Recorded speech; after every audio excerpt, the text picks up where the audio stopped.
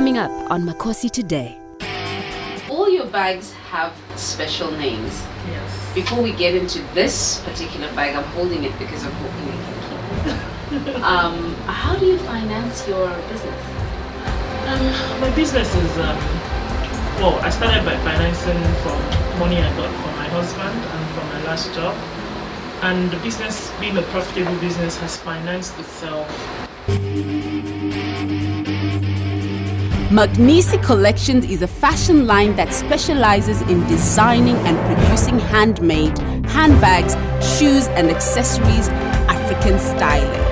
The Maknisy brand was founded in 2011 by MAKOSI to showcase to the world how accessories made from Africa by Africa could transform and enhance our everyday look.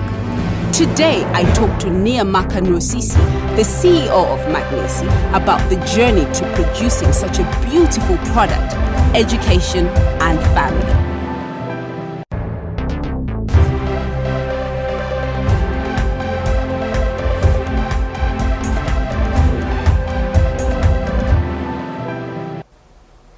Now, my personal history with handbags goes way back. I remember I was contesting for Miss Zimbabwe when I was about 17, and I was the only girl on, in the camp who didn't have a handbag, and girls were going on and on about handbags. And I'm like, what do you put in a handbag? I've got a wallet, because I grew up a tomboy. I think I'm still one. So I fell in love with handbags. I went to England, lived in England for all these years, and handbags are like the thing. Yeah. And then when we decided to come to Abuja, Nigeria, to do a special on Nigeria, I had to go to one girl. Why did I go to? I went into a shop and she had a bag that looked like my dress. I was like, in Africa we do these fantastic things. Today my guest makes her bags. I am going to make a bag on set actually. So she hand makes them, hand pastes them, and this is all her work. Welcome, MAKOSI. Thank you. It's MAKOSI. MAKOSI. Yes, there you go. Did I sound like it? You sounded better. Are you serious? Yeah. You sounded better. You've not been sounding like this all day. Oh well, you sounded better. Is that what you want? Because you are a trained social worker. Yes, I am. And you studied in England. Yeah, I studied in the University of Bristol. Right. In England, yeah. How did you get back here? How you wanted to come back home? Oh well, I got married and I had to move back to be with my husband. So I returned to Nigeria, and I've been living here since 2009. How's that been? It's been good. Weather-wise? Been a good ride. Weather-wise, hot, but well, I still like the home country more than the cold weather. So the bag, Maknisy, where did that come from? Let's talk about the name first. Maknisy is, Mak is from Amaka. My full name is Amaka, so my friends call me Amaka for short. Maknisy is, Mak is from Amaka, obviously. People call me Max and all sorts. And then Nisi is from Mosisi. Okay. Yeah, it's spelled Nwosisi. So I took the N and the SI at the end and added a Y. Right. And that bettered Maknisy Collections. Wow. And you have told me the journey of the bag. Okay. And it's absolutely fantastic. I have to share it with my viewers. Okay, thank Millions of them. Who taught you how to make bags? Well, my teacher or my trainer was a shoemaker in the market in Abuja. I had seen Ankara handbags and I'd seen a few and I wanted to make it. It was not really expensive. I wanted to make something that was going to be more affordable and something I could buy and people could wear.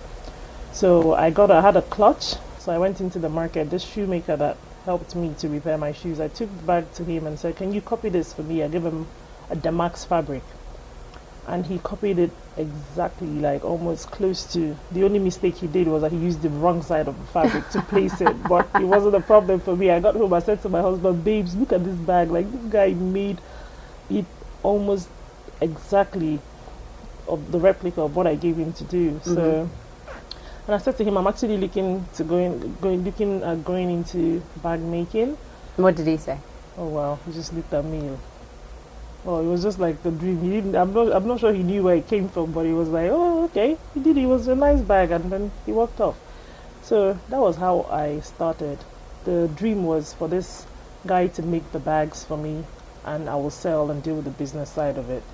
But he made the first set of bags for me, and when I went back after I went for a show, and I got some others, I went back for him to produce the other ones, but he didn't probably get my vision. He was more interested in his business, and he wouldn't produce the bags. I went to his shop every day. I was on a job that was going south. The NGO I was working in was being shut down, so I had time in my hand. Every day I go to work, and after a little while we can go off. I just go to his shop and sit down and just watch what he was doing, making shoes. It took him like a month to finish an order. Yeah, to finish an order. And then one day I was going to his shop, and under the bridge here in Otaku, somebody hit my car. And I went to the shop. I was so angry. I was like, "Why are you doing this? Like, you have to produce these bags. If you don't do them, like, in X amount of days, I'm going to ask for my money back and all that." And he went, "Okay." But on my way home, I thought about it. I was like, I've been going here for like a month, like literally every day, like from Monday to Friday. Wow. And I'm looking at what this guy is doing. I don't think this is hard, and I think I can do it. I got home. I called my elder sister, Onyoma, and she said to me, I said to her, "Onya, this guy wouldn't produce these bags. The second set, people that ordered the bags for me, I've been calling them, telling them I'm going to deliver, and some of them are not taking my calls anymore. It looks like I'm unserious. But I don't think what he's doing is hard. I think I can do this." And she went, "You can do it." I was like, "In short, these bags, I'm going to make these bags. I'm going to become a shoemaker in this Abuja, really." And she was like, "You can do it." That's your older sister? That is my older sister. Wow. Onyema, she lives in England. And she was like, "You can do it. You're very handy." I grew up with a mom that was very creative and did all sorts, And she was like, "I know you're very talented. You can do it. Just put your mind to it." And that was all I needed. Every day I went back to the guy's shop. I started taking note. I was now more interested, because then I began learning how to make a bag. I wasn't now going there to collect what he had made. Right. So I go there, sit down, and ask him questions. I jot down things. He wasn't teaching me. He was obviously very willing to tell me what gum he used, what pin was going to go there. But I started taking notes. And like after 2 weeks later, I got the bags. I went back home. The next day I went to deliver the bag to people that had ordered. Some of my friends, they're called Design here in Abuja. They make clothes, and they were going to London for Fashion Week. And they said to me, "Oh, Amaka, you just bring in these bags. If you had brought it a week before, we would have told you to make some. We can take it and sell. People want these things. People want things made in the African fabric." And I was like, "Oh wow, just give me time. I'm going to do it. I'm going to try, even if it's 20. I went back to him, told him he should just come out of the shop. "Come on, let's go to my house. We can stay there. I have some space in my compound. We make these bags. People want to travel with it. I'll pay you X amount of money." And he was okay with it. He came with one of his boys. With the help of myself, my gate man, we helped him, and we made the bags.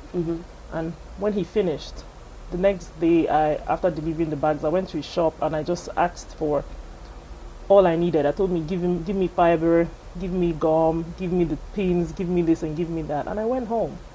And the next morning I sat down on my front porch and with a hammer and the tools, and I started making the bags. At a point, my boy said to me, "Madam, no be so they do amo."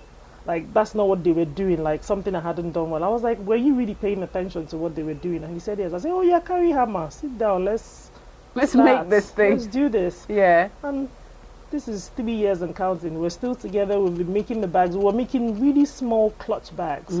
We've blown up to all this. I've had to take trainings. I've had to train myself. And obviously, when you're doing something every day, it just grows from there. Like, people kept telling me, "Oh, we want the bigger Ankara bags." Ankara bag was a thing that wasn't very popular when I had started making my bags. So people were requesting for all sorts. I had people that now knew that they could just call me like in the evening, "Oh, Amaka, I have this event tomorrow and I want to make the bag with this scarf I have. So I can send my driver to bring it over and you can make the bag for me." And that was how we started. We started with clutch bags, but we ballooned to this. We're Look now at making this one. leather. I really love this one. I don't know if I can take it. How long does it take to make this one? Oh, well, I have a full functional factory now. So this we can make in, say, 2 to 3 hours. How many taking hands? our time. Oh, well, everybody does a bit. You have people that their job is just to run the chains. You have people that they're cutting. You have someone that's sewing. So, yeah. And they're all handmade. Well, you were in the factory today. Everything is hand cut, not just hand cut. We don't have machines that cut them. We cut them with scissors. You're still cutting them by yourself. Yeah, we cut them with scissors. So what sort of challenges are you facing at the moment? Like, what sort of challenges do you face to grow? I know you've grown, you've made thousands of bags, and you have customers all over the world. You send bags to China, you send bags to Tanzania, you send bags to Zimbabwe. What challenges do you face though? Well, first of all, I will say my biggest challenge is like finding skilled workers. Like, Right. I know I could do more, but it takes a lot of time to train. Because you the train them staff. yourself. Yeah, I train them myself. I'm lucky now, and I have about 2 of my boys who are good enough who can actually train, but I still have to be there. Like when I tell people that have to be in my factory, like literally every day. So I'm almost looking for somebody to deal with the business side of it, because if the bags are not made well, then you have nothing to sell. Right. So to find somebody to find proper staff who can do what you want them to do, finish the bags properly, sew in straight lines, and understand that the finishing is what will make us compete with what is in the market already. So one of my biggest problem is staffing, but I'm still lucky. I'm managing the staff I have, and we're doing well. We're trying. Another thing is for me right now, because of the way I've grown my business, is finding proper accessories. Right. So like the fittings on the bags, the chains, the locks, the zips, it's not All that sourcing all is not easy. Yeah, all that sourcing is not easy. So right now I'm having to actually now order my things to be made for me in China. So Right. even though I buy like 80% of what I use for my bags here, because you have importers who bring in these things from outside the country, you have some of the leather we use made in Kanu, and also dyed and probably suntanned in Aba and the rest of the places. But I still have to buy like my accessories now, and I have to order them from outside the country. All your bags have special names. Yes. Before we get into this particular bag, I'm holding it because I'm hoping I can keep it. How do you finance your business? My business is, well, I started by financing from money I got from my husband and from my last job. And the business, being a profitable business, has financed itself on its own till 2013. I got the government business plan competition grant. It's called UWIN. Wow. It's been run by the Ministry of Finance in Nigeria, where entrepreneurs or people who have good business ideas are given X amount of money to inject into their business. So be it a new idea or an existing business. Right. So I was lucky to be awarded that grant, and it's really been a blessing. It's been a positive thing in my business. It's helped me to buy better machinery, helped me to brand my bags. My bags are now branded obviously with the name, so you can see it. It's an up for the business. It's helped me to employ more people. The idea of the grant is for you to obviously run a sustainable business and employ people, create employment, because obviously the private sector should be obviously hiring more people in our country. Yeah. So that's it. So that's actually the 2 things I have, just personal funding and then the funding from the government of Nigeria. So I'm really thankful to the Nigerian government and to the president for that initiative. So it's been good. Thank you, Mr. President. Yes, so thank you, Mr. President. Okay, so this bag is called? This is called the Fade collection. The Fade collection. What inspired Fade?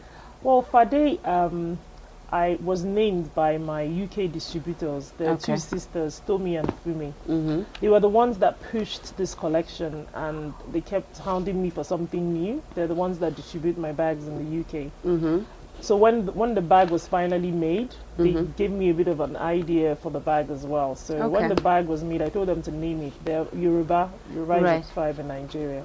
So Fade in Yoruba can be translated to royalty. So they said to me they chose Fade because it can be translated to royalty, and because the bag is so unique. Yes. So I like it. This is our first bag that we're naming.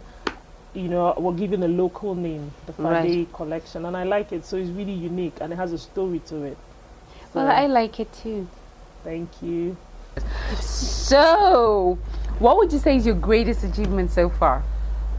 Well, my greatest achievement has been creating these beautiful bags that I've been able to sell literally worldwide. Like, there's no country we don't ship our bags to. and then the reception has been wonderful. So that's what I'm so happy for. That's I believe is my greatest achievement. And then I know we're just starting. I know the journey is still, obviously the sky is still there looking for us to come and catch up to it, but really and truly making bags and different types of bags, and people are buying them and people are carrying them, proudly carrying them, and proudly saying this is Nigerian made. This is not just Nigerian made, but made in Abuja. Exactly. Nigeria, yeah. For us, it's made in Africa. Yeah, made in Africa. And achievements always get greater. You know, Yes. you can look at something like that as an achievement today, but tomorrow you always have something greater. Don't go away. We have our own bags. African girls that love bags. Even, you know, worldwide. Any girl that loves a bag is going to love one of these bags. I am going to be making a clutch or a handbag. I'm not sure. I've been told I'm going to be making a bag. Handbag, clutch bag. So don't go away. After the break, we'll be at the Maknisy factory.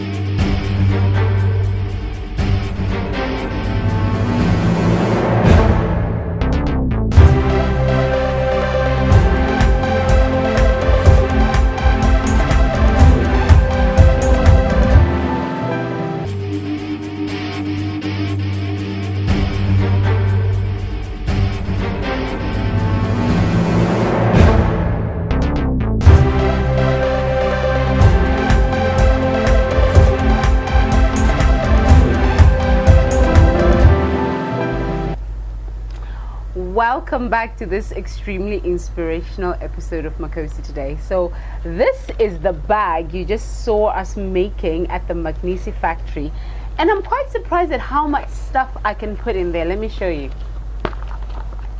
I've got my lippy, my car keys, some money,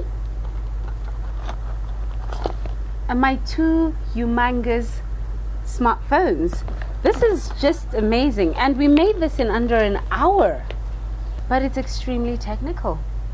It is. Because you don't just cut from nowhere, you measure everything. And I was wondering where the sides go, and there they are. Okay. You know, and then the lining, and I saw him measure for the branding. Yes.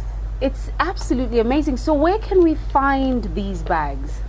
Well, obviously you can order from our website www.maknisy.com, and we have our UK website is maknisyuk.bigcatrol.com. All information is on the main website maknisy.com. We have an outlet store in Lagos, in Ikeja. It's at the shop is called Grey Velvet. We stock there. It's in Ikeja City Mall. Then in Abuja, we stock in Chivon Fashion Store at the Silverbird. And then in our store in Wuse, that's actually where we're shooting. It's a beautiful store owned by the Ndimi sisters, and it's called Fashion Cafe in Wuse. Right. So we stock our bags in these places, and then we have distributors obviously in the UK, in the US, and then we have other people that just sell from their home. And the information you can find on our website. And the 2 websites you've just mentioned. Yeah. Well, on the major website, on maknisy.com, all the information you need is there. Changing the face of Africa, one story at a time. Made in Africa, by an African. Maknisy. Until next time, take care of yourself and take care of each other.